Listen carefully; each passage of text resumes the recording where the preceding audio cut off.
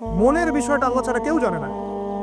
আপনি দেখতে পারেন সমাজে অনেকে দাড়ি টুপি পাগড়ি জুব্বা সব লাগিয়ে ঘুরছে, তো বিশ্বাস করেন তাদের মনটা এমনও হতে পারে যে জানোয়ারের চেয়েও কুৎসিত, এমনও হতে পারে। আবার আপনি দেখবেন সমাজে এমন অনেক মানুষ ঘুরছে যারা হয়তো অনেক পাপে লিপ্ত মনে হচ্ছে, কিন্তু মনের মধ্যে সততা আছে। আর যার মনের মধ্যে সততা আছে, আল্লাহ পাক কোনো না কোনো দিন ইনশাআল্লাহ তাকে হেদায়েত দিবে। এটা আমরা আমাদের অভিজ্ঞতা থেকেও দেখেছি। এমন অনেক মানুষকে আমরা দেখেছি যে ড্রাগ অ্যাডিক্টেড ছিল, মিউজিক করেছে, হারাম সম্পর্কের মধ্যে ছিল, নামাজ ঠিক মতো পড়ে নাই, কিন্তু যখনই আল্লাহর কথা আলোচনা হতো দেখতাম সে খুবই শান্তভাবে মন থেকে কথা শুনছে। কথা শুনতে শুনতে শুনতে একদিন মাশাআল্লাহ এখন দেখবেন যে চিল্লা দিয়ে বেড়াচ্ছে বিভিন্ন মসজিদ। আল্লাহ হেদায়েত দিয়েছে, সব ছেড়ে দিয়েছে। এরকম মানুষের অভাব নাই কিন্তু সমাজে। তো এখানে আল্লাহ পাকের রহমত বা দয়ার একটা উজ্জ্বল দৃষ্টান্ত দেখতে পারবেন। ঠিক এরকম আরো একটা ঘটনা আছে বনু ইসরাইলের। এক ব্যক্তি এত পাপ করেছে যে শেষে মৃত্যুর সময় সে সন্তানদেরকে ডাকছে, ডেকে বলছে যে আমি যখন মারা যাব আমার লাশটাকে তোমরা কবর দিও না, যদি আল্লাহ পাক আমাকে ধরতে পারেন তাহলে খবর আছে আমার। আর কি করতে হবে? সে বলছে যে আমার দেহটাকে তোমরা পুড়িয়ে ফেলবে, এবং পুড়িয়ে ফেলার পরে ছাইগুলোকে একত্রিত করবা, ওরে অর্ধেক ছাই সমুদ্রে ভাসিয়ে দিবা, অর্ধেক ছাই বাতাসে উড়িয়ে দিবা। সন্তানরা তাই করলো। মৃত্যুর পর আল্লাহ পাক এই সমুদ্র এবং জমিনকে বাতাসকে আদেশ করলেন যে তোমরা ছাই জড়ো করে দাও। আর মানুষ আর জিন আল্লাহর কথা না শুনলেও এই প্রকৃতি আল্লাহ পাকের কথা শোনে। বিজ্ঞান বলে প্রকৃতি থেকে সব হচ্ছে। কি প্রকৃতি? প্রকৃতি কি কাকে বলে? মানুষকে আল্লাহর ইবাদতকে বাদ দিয়ে প্রকৃতি পূজায় নিয়ে গেছে। এই পুরো প্রকৃতি আর মহাবিশ্ব এক আল্লাহর ইবাদত করে। কে সৃষ্টি করলো প্রকৃতি? প্রাকৃতিক ভাবে হয়েছে সবকিছু বলে, আল্লাহ থেকে হয়েছে বলা যাবে না। বললে আপনি মৌলবাদী হয়ে যাবেন। আল্লাহ শব্দ ইউজ করলে আপনি মৌলবাদী হয়ে যাবেন। ধর্মতাত্ত্বিক শব্দগুলোকে আস্তে আস্তে উঠিয়ে দেওয়া হয়েছে। দেখবেন যুক্তি বিজ্ঞান দার্শনিক শব্দগুলোকে আনা হয়েছে। এটাও টেকনিক্যালি করা হয়েছে। কোন সেকুলার মিডিয়াতে আপনি দেখবেন না ইনশাআল্লাহ বলছে। ইনশাআল্লাহ প্রমাণ করবে যে আপনি আস্তিক না নাস্তিক। তো প্রকৃতিকে আল্লাহ পাক আদেশ করলেন, এই সমুদ্র ছাই জড়ো করো, এই বাতাস ছাই জড়ো করো। তারা ছাই জড়ো করে দিল। এই ব্যক্তিকে বলা হচ্ছে তুমি জীবিত করে আল্লাহ পাক বলছেন তুমি যেই কাজটা করেছিলে, লিমা ফাআলতা হাযা, তুমি এই কাজটা কেন করেছো? তখন এই ব্যক্তি উত্তর দিচ্ছে, মিন খাশিয়াতিকা ইয়া রাব্বি ওয়া আনতা আ'লাম। হে আল্লাহ, আমি আমার বুঝে যা এসেছে আপনার ভয়েই আমি এই কাজটা করেছি। আর আপনি খুব ভালো করেই জানেন যে আমি আপনার ভয়ে করেছি নাকি অন্য কোনো কারণে করেছি। মানে আপনি আমার মনের কথা জানেন। আল্লাহ পাক তাকে মাফ করে দেবেন। আপনাদেরকে আমি সেই ব্যভিচারী মহিলার কথাও মনে করাই, যে ছিল একজন প্রস্টিটিউট মহিলা, পতিতা, যেটা আমরা বলি সমাজের ভাষায়। যদি এখন নতুন শব্দ এসেছে সেক্স ওয়ার্কার বা যৌনকর্মী, এবং এগুলোকে আমরা এখন প্রমোট করছি। আমরা এখন অশ্লীলতাকে প্রমোট করছি। এই কথা বলতে আমাদের বুক কাঁপা উচিত নয় যে আমরা এখন অশ্লীলতাকে প্রমোট করছি। আমরা এখন কাপড় খোলার সংস্কৃতি থেকে যাচ্ছি। যে কাপড় খুলে দিয়েছিল ইবলিস, ইবলিস আমাদের বাবা মার কাপড় জান্নাতে খুলে দিয়েছিল। এটা কি জানেন? ফল খাওয়ার পরে এই ফল খেতে কে প্রবুদ্ধ করেছে? ইবলিস।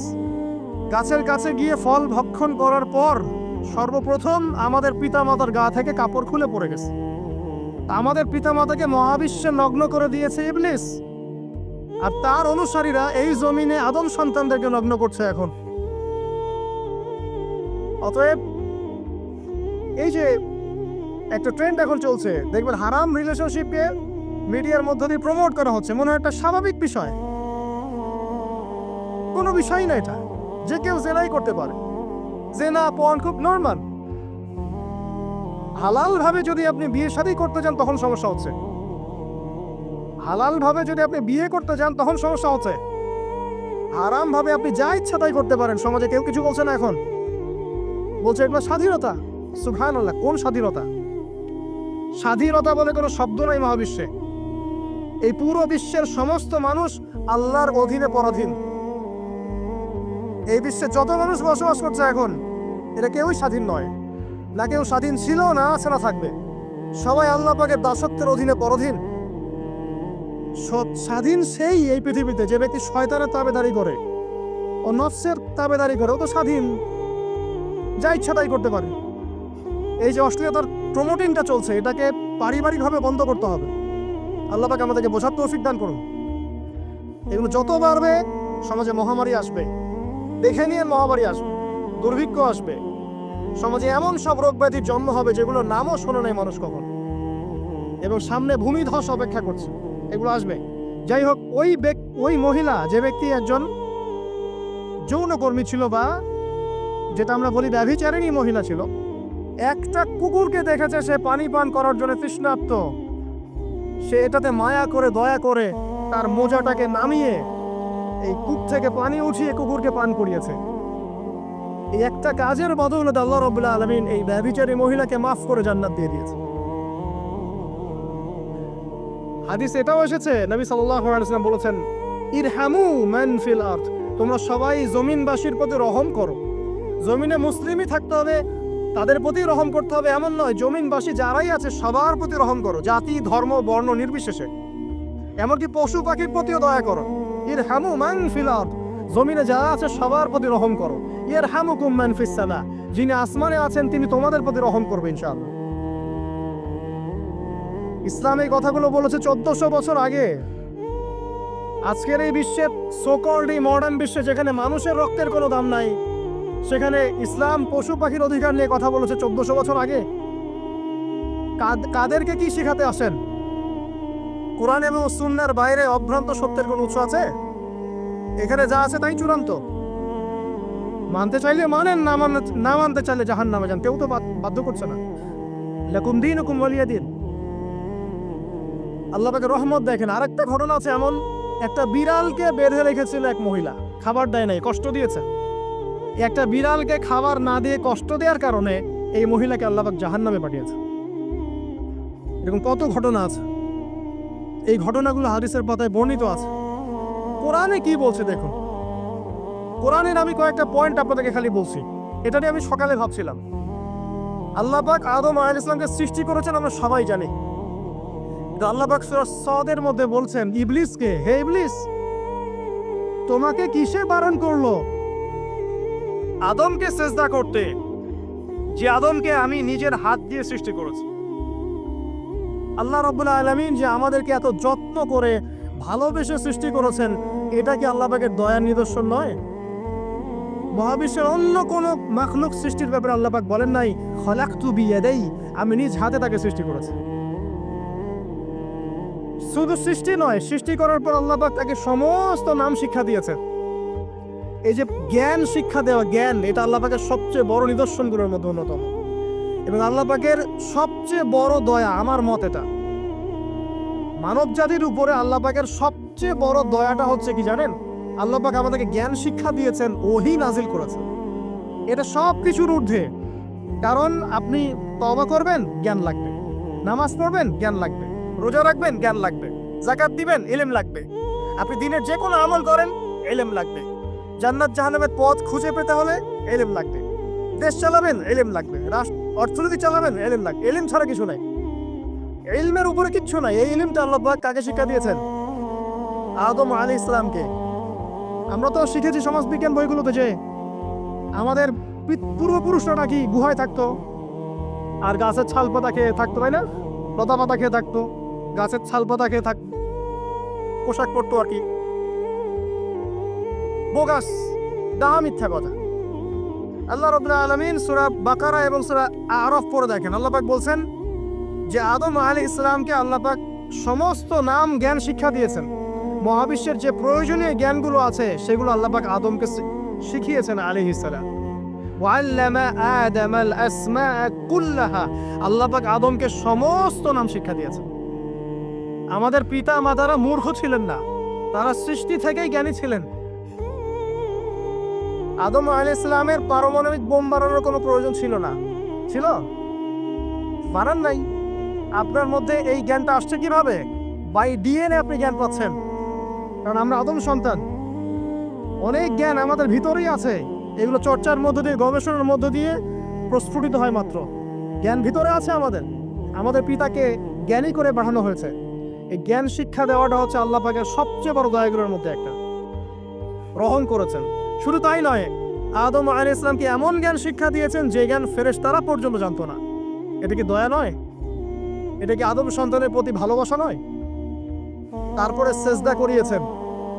মহাবিশ্বে অন্য কাউকে কি সেজদা করানো হয়েছে? কোরআনে কি এমন কোনো দলিল আছে যে আদম আলাইহিস সালাম ছাড়া অন্য কাউকে সব ফেরেশতারা সেজদা করেছেন?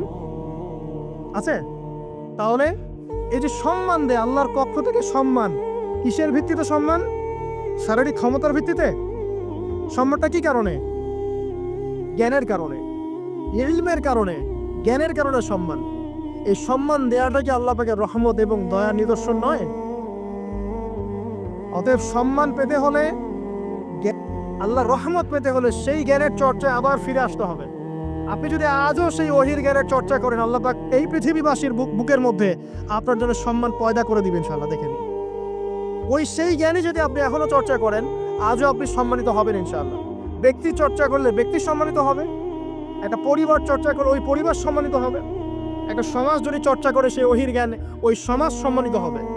একটা দেশে যদি আপনি ওই ওহিভিত্তিক জ্ঞান ছড়িয়ে দেন, পুরো দেশকে আল্লাহ পাক সম্মানিত করবে ইনশাআল্লাহ, পুরো জাতিকে সম্মানিত করবে ইনশাআল্লাহ।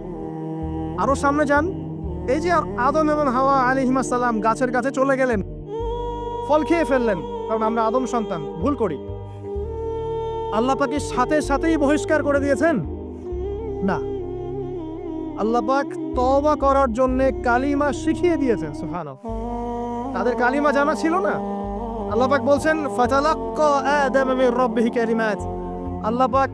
আল্লাহ পাকের কাছ থেকে আদম আলাইহিস সালাম কিছু বাক্য শিখে নিলেন, যেই বাক্য দিয়ে ফাতাবা আলাইহি, সে আল্লাহর কাছে তওবা করলো। কোন সেই বাক্য? সূরা আরাফে আছে, রব্বানা যালামনা আনফুসানা ওয়া ইল্লাম তাগফির লানা ওয়া তারহামনা লানাকুনান্না মিনাল খাসিরিন। এই দোয়া কে শিখিয়ে দিয়েছে? আল্লাহ। এই তওবার বাক্য যে শিখিয়ে দেয়, এটা কি দয়ার পরিচয় নয়? আমরা আল্লাহর কাছে ফিরে যাব, তওবা করব, ইস্তিগফার করব, এই জ্ঞানটা শিখিয়ে দেয়া কি আল্লাহ পাকের দয়ার পরিচয় নয়? তাহলে আমরা কিভাবে ক্ষমা চাইতাম? কিভাবে ক্ষমা চাইলে আল্লাহ পাক সমস্ত গুনাহ মাফ করবেন, এই পদ্ধতিগুলো বলে দেয়া কি আল্লাহ পাকের দয়ার পরিচয় নয়? তারপর সামনে যান, পৃথিবীতে নামিয়ে দিয়ে আল্লাহ পাক ক্ষান্ত হয়ে যাননি। আল্লাহ রাব্বুল আলামিন আসমান থেকে হেদায়েতের গ্রন্থ পাঠিয়েছেন, বলেছেন এই গ্রন্থের মধ্যে যা আছে মেনে চললে তোমরা আবার জান্নাতে ফিরে আসবে ইনশাআল্লাহ। আল্লাহ পাক আদম এবং হাওয়া আলাইহিস সালাম এবং আদম সন্তান সবাইকেই সৃষ্টি করেছেন, উদ্দেশ্য হচ্ছে আল্লাহ পাক আমাদেরকে জান্নাত দিতে চান। আল্লাহ পাক চান যে আমরা যেন জান্নাতে যাই। যদি আমরা জান্নাতে যেতে না পারি পরকালে, একটা কারণে যেতে পারবো না, অনলি একটা কারণ, সেটা হলো আমাদের নিজের দোষে। একটা কারণ, যারা জাহান্নামে যাবে মানুষ এবং জিনদের মধ্যে, নিঃসন্দেহে মহাবিশ্বে তারা ছাড়া জাহান্নামে যাওয়ার উপযুক্ত কেউ ছিল না। ও জাহান্নামে যাওয়ার উপযুক্ত ছিল বলেই আল্লাহ পাক তাকে জাহান্নামে পাঠাবেন। আর যারাই জান্নাতে যাবে প্রত্যেকেই শুধু আমলের বদৌলতে যাবে না, বরং আল্লাহ পাকের রহমতেই যাবে। আল্লাহ পাকের রহমত যাদের উপরে বর্ষিত হবে তারাই জান্নাতে যাবে ইনশাআল্লাহ। কে আমল দিয়ে যেতে পারবে না। যত আমলই করি বলা যাবে না এই আমলের বদৌলতে জান্নাতে যেতে পারবো। আল্লাহ পাক দয়া না করলে হবে না।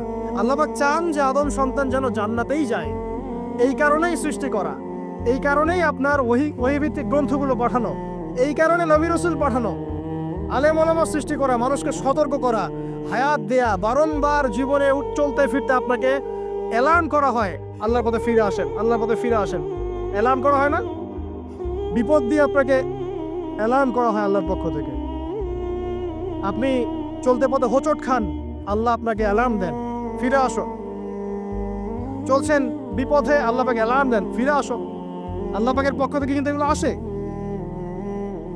অদ্ভুত একটা হাদিস বললাম, অদ্ভুত বলতে বলছি অ্যামেজিং হাদিস, যে একজন সাহাবী বলছে, সালমান রাদিয়াল্লাহু আনহু, তিনি বলছেন যে যখন মুমিনের উপর বিপদ আপদ বালা মুসিবত আসে, তখন মুমিনের এই বিপদ আপদ বালা মুসিবত রোগ শোকের বদৌলতে আল্লাহ পাক তার গুনাহগুলোকে মাফ করে দেন এবং তার মর্যাদাকে বাড়িয়ে দেন এবং সে আল্লাহর দিকে ফিরে আসার অনুশোচনা করার সুযোগ পায়।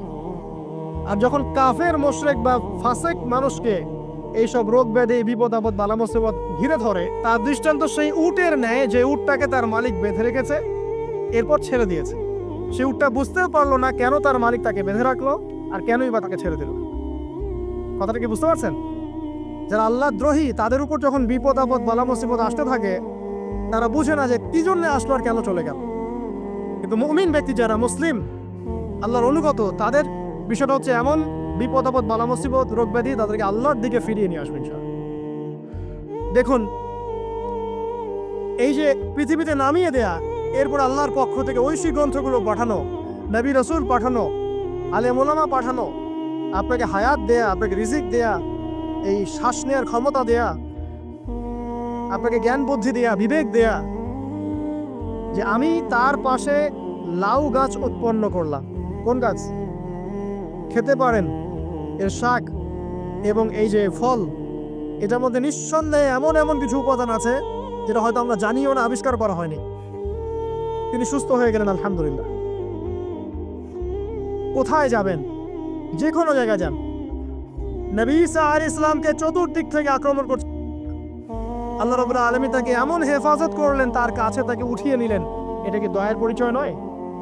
এই যে একটু আগে তেলাওয়াত করলো শুরুর আগে নবী মুসা আলাইহিস সালামের ঘটনা, বনু ইসরাইল একটার পর একটা অবাধ্যতা করেই গেছে। আল্লাহ পাক তারপরেও তাদের কাছে নবী পাঠিয়েছেন, নবী মুসাকে পাঠিয়েছেন। ফেরাউনের মতো জালেম শাসকের হাত থেকে বনু ইসরাইলকে আল্লাহ পাক উদ্ধার করেছেন। এটা কি দয়ার পরিচয় নয়? নবী মুসা আলাইহিস সালাম গাছের নিচে বসে আছেন, খাবার নাই, বাসস্থান নাই, কিচ্ছু নাই, বরং তার গায়ে একটা অপবাদ দেওয়া হয়েছে যে তিনি নাকি একজন মানুষকে খুন করেছেন। অথচ তার ইন্টেনশন সেটা ছিল না। তিনি একটা ঘুষি দিয়েছেন লড়াই থামানোর জন্য, ওই এক ঘুষিতেই সেই ব্যক্তি ডেড। এবার তিনি গাছের নিচে বসে দোয়া করছেন, রব্বি ইন্নী লিমা আনজালতা ইলাইয়া মিন খায়রিন ফাকির।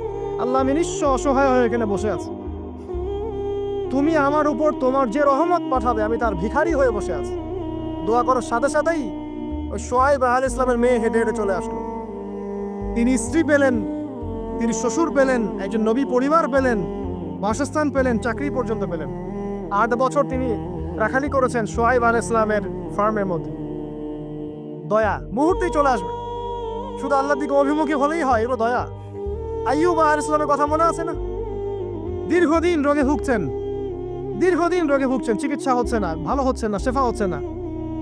এখানে যারা আধ্যাত্মিকত্ব নিয়ে পড়াশোনা করেন, লেখালেখি করেন, তারা বলেছেন তাদের কিছু কিতাবের মধ্যে, রোগটা যখন এমন একটা পর্যায়ে চলে আসলো যে তিনি জিহ্বাটা নড়াতে পারছেন না, কারণ তিনি আল্লাহ পাকে জিকির করতে প্রচন্ড ভালোবাসতেন। এক পর্যায়ে রোগটা এমন একটা জায়গায় চলে আসলো যে জিহ্বাটা তিনি নড়াতে কষ্ট হচ্ছে। তখন গিয়ে তিনি বলছেন, রব্বি আন্নী মাসসানি আদ-দুররু ওয়া আনতা আরহামুর রাহিমিন। হে আল্লাহ, আমাকে কষ্ট স্পর্শ করেছে, আর তুমি তো ক্ষমাকারী, রহমকারীদের মধ্যে সর্বশ্রেষ্ঠ রহমকারী। আমি জিকির করতে পর্যন্ত পারছি না, আল্লাহ আমার রোগটা শেফা দিয়ে দাও। বলার সাথে সাথে আল্লাহ রাব্বুল আলামিন প্রস্রবণ ঝর্ণা তৈরি করলেন, এখানে গোসল করো, শেফা হয়ে গেল। এগুলো কি রহমতের পরিচয় নয়? এখানে এক্সট্রা স্কলার এমনও বলেছেন, আজকে আমরা যারা বাহ্যিক সৌন্দর্য নিয়ে বেশি গর্ব করি আর কি, আত্মিক সৌন্দর্যের চাইতে বাহ্যিক সৌন্দর্য নিয়ে যারা বেশি গর্ব করি, যদি আল্লাহ পাক আমাদের পোশাকটাকে পরিবর্তন করে দেন, আত্মাটাকে দেহের পোশাক দেন আর দেহটাকে আত্মার পোশাক বানায় দেন, তাহলে দুর্গন্ধে কি আমাদের সামনে আসতে যাবে না। কথা মনে বুঝতে পারছেন না? আইয়ুব আলাইহিস সালামের আত্মাটা ছিল পবিত্র, পরিশুদ্ধ, তার দেহের মধ্যে রোগ হয়েছিল। আর এই পুরো বিশ্বের ম্যাক্সিমাম লোকের মানুষের রোগ এখন আত্মায়, দেহে নয়। আবার বলছি, হয়তো বুঝতে পারছেন না। আইয়ুব আলাইহিস সালামের রোগটা হয়েছিল দেহে, বাইরে। তার আত্মা ছিল পবিত্র, পরিশুদ্ধ আত্মা। দেহের রোগের একটা পর্যায়ে যখন জিহ্বাটায় ইফেক্ট হলো, তখন জিকির করতে তার কষ্ট হচ্ছে, তখন তিনি দোয়া করছেন, আল্লাহ আমার এই রোগটাকে শেফা দিয়ে দাও। আর এখনকার পুরো জেনারেশন, এই সভ্যতার রোগ হচ্ছে ভিতরে আত্মায়। দেহের রোগের চাইতে তার আত্মার রোগটা বেশি। এখন এই আত্মাটাকে যদি দেহ বানিয়ে দেওয়া হয় আর দেহটাকে আত্মার পোশাক পরিয়ে দেওয়া হয়, দুর্গন্ধে কেউ সামনে আসতে চাবে না। তাই আইয়ুব আলাইহিস সালামের সেই দোয়া এবং আমাদের বেশি করা উচিত। রব্বিয়ান্নি মাসানিয়া দুররু ওয়া আনতা আরহামুর রাহিমিন। আল্লাহ, আমাদের আত্মায় রোগ এসেছে, এটাকে তুমি শেফা দাও। দেহের রোগ লেস ইম্পর্টেন্ট, আত্মার রোগটা বেশি ইম্পর্টেন্ট। এরকম নিদর্শন কোরআনের পাতায় পাতায় ছড়িয়ে আছে। আসহাবুল কাহফ, পুরো সমাজ ওদেরকে মেনে নিচ্ছে না, গুহায় চলে গেলেন, ঘুম পাড়িয়ে দিলেন আল্লাহ পাক। 309 বছর। কত বছর? 309 বছর একটা দোয়ার বদৌলতে। তারা বলেছিল রব্বানা আতিনা মিন লাদুনকা রাহমা ওয়া হাইয়্যিক লানা মিন আমরিনা রাশাদা। আল্লাহ পাক শুধু ঘুম পাড়িয়ে রাখলেন না, তাদের মধ্য দিয়ে আল্লাহ পাক পুরো একটা সভ্যতাকে হেদায়েত করে দিলেন। আলহামদুলিল্লাহ। যে সভ্যতা বিশ্বাস করতো না যে পরকাল বলে কিছু আছে, দাকিয়ানুস বাদশার সেই জুলুম থেকে আল্লাহ পাক এই 10 জন বা 9 জন যুবককে বাঁচালেন, ওদেরকে কিয়ামত পর্যন্ত কোরআনের পাতায় স্থান দিলেন, নিদর্শন বানালেন এবং তাদের মধ্য দিয়ে একটা পুরো সভ্যতাকে হেদায়েত দিলেন। সুবহান। যেখানে যাবেন এই নিদর্শন। আর কার কথা বলবো? যুলকারনাইন, মনে আছে? কোন সূরা আছে যুলকারনাইনের কথা? সূরা কাহফ। আল্লাহ পাক তাকে এমন রহমত করেছিলেন যে মাশরিক মাগরিব মানে পূর্ব পশ্চিম পর্যন্ত তাকে রাজত্ব দিয়ে দিয়েছে। আজকে তো আমরা এই সামান্য একটু ক্ষমতা পেলেই আমাদের কেউ চেনে না, গায়ে হাতি দেওয়া যায় না, ঠিক আছে? মানে তখন সে নিজেকে মনে করে যে সে এই পৃথিবীর সবকিছু, বাকি মানুষ আর মানুষ না। ক্ষণস্থায়ী সামান্য একটু ক্ষমতা দিয়ে দেখবেন আমাদের অবস্থা খারাপ। প্রত্যেকের ধর্মতাত্ত্বিক ক্ষেত্রেও যদি কাউকে আপনি ক্ষমতা দেওয়ার আলেম মনে করেন, দেখবেন অহংকারে বাঁচতেছে না। কারো একটু পপুলারিটি হয়ে গেছে, দেখবেন অহংকারে বাঁচতেছেন। আই ওয়াশ শোডাউনের জামানা তো এটা, যে যত পরে মানুষকে দেখাতে পারলে বাঁচে। আর কাজ হবে 5%, 95% হচ্ছে আই ওয়াশ। যে কোনো জায়গায়, ধর্মতাত্ত্বিক জায়গা বলেন, social, economical, political, world affairs, কাউকে যদি আল্লাহ পাক যাররা পরিমাণ একটু ক্ষমতা দিয়ে দিয়েছেন, ব্যাস তাকে আর চেনা যায় না। যুলকারনাইনকে আল্লাহ পাক আলাইহিস সালাম মাশরিক মাগরিবের ক্ষমতা দিয়েছিলেন। এত দাপট ছিল তার, যেদিকে সেনাবাহিনী নিয়ে যেতেন সেদিকে বিজয় করতে পারতেন। পড়ে দেখেন। আর এই ব্যক্তি কিন্তু আলেকজান্ডার দ্য গ্রেট নয়। পশ্চিমারা এখানে আবার একটা ষড়যন্ত্র করেছে। তারা বলে এই ব্যক্তি ছিল আলেকজান্ডার দ্য গ্রেট। এটা ভুয়া কথা। তিনি একজন আল্লাহ পাকের বড় ওলি ছিলেন অথবা নবী ছিলেন। কি ছিলেন আল্লাহ পাক এটা কোরআনে বলেন, স্পষ্ট করেন নাই। তা আমরা ধরে নিচ্ছি আল্লাহ পাকে তিনি একজন শুকরগুজার বান্দা ছিলেন। তাকে একটা কম বলছে যারা পাহাড়ের মাঝখানে থাকতো, ইয়া যুলকারনাইন, হে যুলকারনাইন, ইন্না ইয়াজুজ ওয়া মাজুজ মুফসিদুনা ফিল আরদ। ইয়াজুজ আর মাজুজের সভ্যতা জমিনে ফাসাদ সৃষ্টি করছে। ফাহাল নাজআলু লাকা খারাজান আলা আন তাজআলা বাইনানা ওয়া বাইনাহুম সাদ্দা। আমরা কি তোমাকে একটু ট্যাক্স দিব, খাজনা দিব, যে খাজনার বদৌলতে তুমি একটা প্রাচীর নির্মাণ করে দিবে, যে প্রাচীর নির্মাণ করলে ওরা আর আমাদের কাছে আসতে পারবে না। তখন এই প্রতাপশালী বাদশার স্টেটমেন্ট হচ্ছে এই, ক্বালা মা মাক্কান্নি ফীহি রাব্বি খায়র। আল্লাহ আমাকে যা দিয়েছেন তার পক্ষ থেকে এটা যথেষ্ট, তোমাদের এসব ট্যাক্সের দরকার নেই আমার। যে আল্লাহ পাকের রহমত দেখেন। ঠিক খিজির আলাইহিস সালামকে দেখবেন, ওই 3টা ঘটনা মনে আছে না? নৌকা ফুটা করা, বাচ্চাকে হত্যা করা, আর হচ্ছে কি ওই যে কি দেয়াল নির্মাণ করা। সূরা কাহফ আজকে বাসায় গিয়ে পড়েন। তাকে আল্লাহ পাক ভবিষ্যতের জ্ঞান দেখাচ্ছেন, ভবিষ্যতে কি হবে, যে জ্ঞানটা মূসা আলাইহিস সালামকে আল্লাহ পাক দেখাচ্ছেন না। মূসা আলাইহিস সালাম বলছেন কেন নৌকা ফুটা করলেন, কেন বাচ্চাকে হত্যা করলেন, কেন এই প্রাচীর নির্মাণ করলেন। আর খিদর আলাইহিস সালাম বলছেন যে জ্ঞান আল্লাহ তোমাকে দেন নাই তা আল্লাহ পাক আমাকে দিয়েছেন। আমি এই কারণে নৌকা ফুটা করছি, কারণ নৌকা ফুটা না করলে ভবিষ্যতে এই নৌকাটা সিজ করা হবে, ছিনতাই করা হবে। বাচ্চাটাকে হত্যা করেছে এই কারণে, এই বাচ্চা বড় হলে বড় কাফের হতো। দেয়াল নির্মাণ করেছে এই কারণে, এই দেয়ালের নিচে এই বাচ্চাদের এতিম 2 বাচ্চার গুপ্তধন রাখা আছে, ওর বাবা মা রেখেছে। এটা তুমি জানো না, আমি জানি। এটা জানার পরে তিনি অহংকার করছেন না, তিনি বলছেন রাহমাতাম মির রাব্বি, এই জিনিসটা আমার রবের রহমত, আমার প্রতি দয়া। 2 শ্রেণীর মানুষ আপনি পাবেন। এক, যারা তাদের স্ট্যাটাস, প্রতিপত্তি, জ্ঞান এসবের অহংকার প্রদর্শন করবে। আর এক শ্রেণী যারা এগুলো আছে, যাদের এগুলো আছে বাট তারা বলবে এগুলো হাযা মিন ফাদলি রাব্বি, এগুলো আমার রবের রহমত। এখানে সফল 2য় শ্রেণীর মানুষ, 1ম শ্রেণীর নয়। ইউসুফের কথা মনে আছে? আলাইহিস সালাম কুয়ায় ছিলেন, কুয়া থেকে জেলে, কুয়া থেকে রাজপ্রাসাদে, সেখান থেকে জেলখানায়। জেলখানার একটা মানুষ যে পরবর্তীতে মিশরের শাসক হবে কেউ কি ভেবেছিল? কেউ ভেবেছিল? ওই সময় কেউই ভাবে নাই। কিন্তু ওই মানুষটাকে আল্লাহ রাব্বুল আলামিন মিশরের রাজত্ব দিয়েছেন, যার মধ্য দিয়ে আল্লাহ পাক হাজার হাজার লক্ষ লক্ষ মানুষকে দুর্ভিক্ষের হাত থেকে বাঁচিয়েছেন। আল্লাহ পাকের পরিকল্পনা, রহমত দেখেন। প্রত্যেক আম্বিয়া কেরামের জীবনী পড়ে দেখেন, এরকম রহমতের অসংখ্য নিদর্শন কোরআনে এবং হাদিসে আছে। এখন শেষ করার আগে এটা বলতে থাকলে অনেক সময় চলে যাবে, নামাজের সময় চলে যাবে, আমরা শেষ করছি।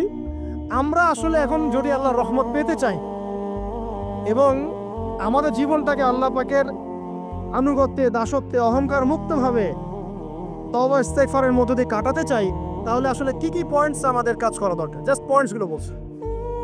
1 নাম্বার হচ্ছে জ্ঞান অর্জন করতে হবে।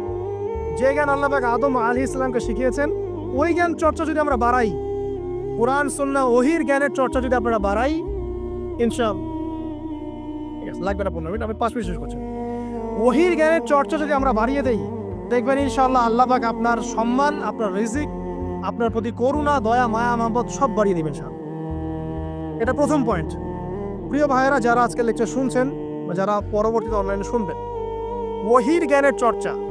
আমি বলছি না আপনি ডাক্তার হবেন না, ইঞ্জিনিয়ার হবেন না, জেনারেল লাইনে পড়বেন না, এই কথা আমি বলতে যাবো না কখনো। কারণ আমি জানি, আর কেউ বলুক না বলুক, অ্যাটলিস্ট আমি জানি এই ওয়ার্ল্ডকে ডিল করতে হলে বর্তমান এইসব আধুনিক জ্ঞানের কোনো বিকল্প নাই।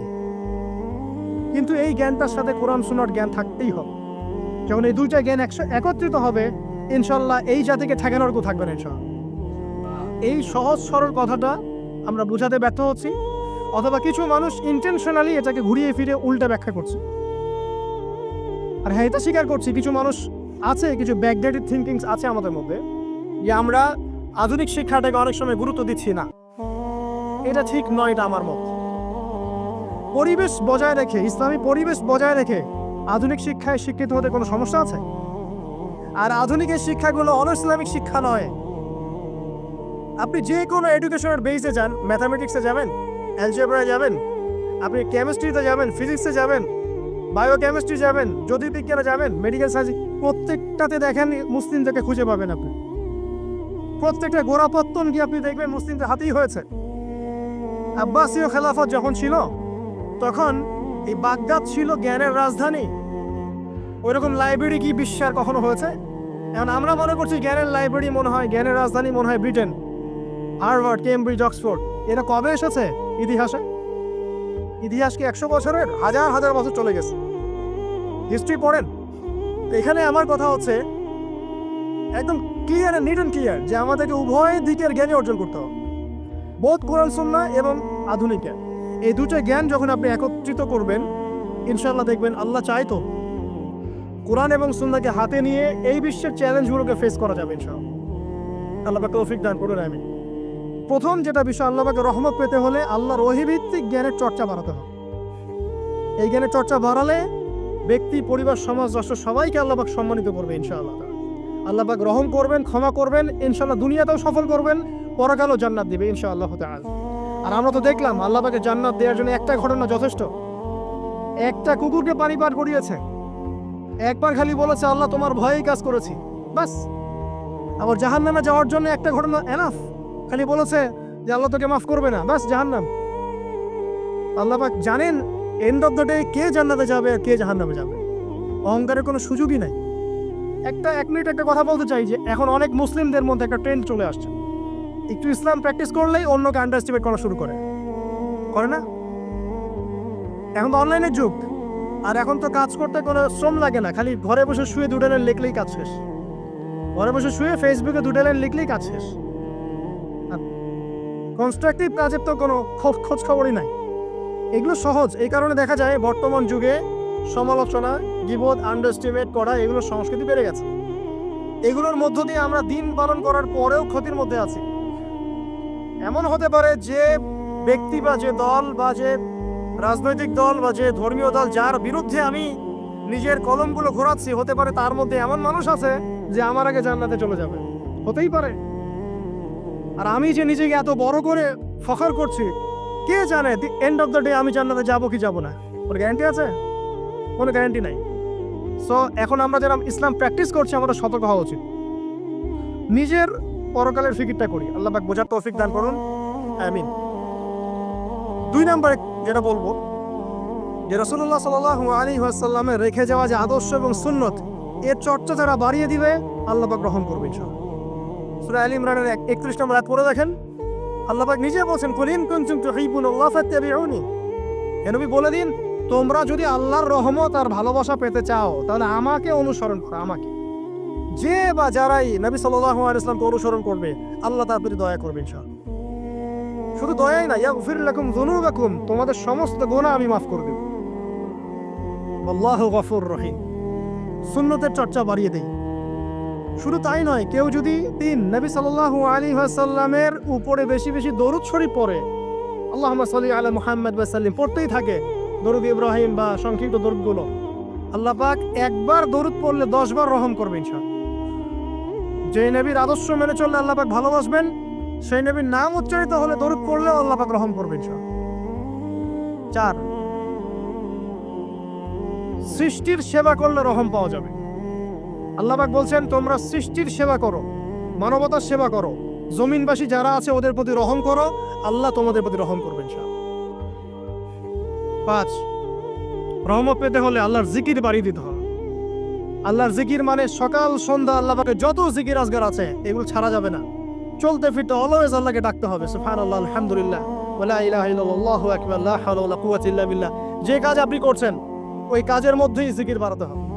যে যত বেশি আল্লাহ পাকে জিকির করবে তার কলব তত জিন্দা থাকবে, এবং যার কলব জিন্দা থাকবে, যার কলবের মধ্যে নূর থাকবে, আল্লাহ পাকের নূর তার কলবে আসবে ইনশাআল্লাহ। 6, বেশি বেশি কোরআন তেলাওয়াত বাড়িয়ে দিতে হবে।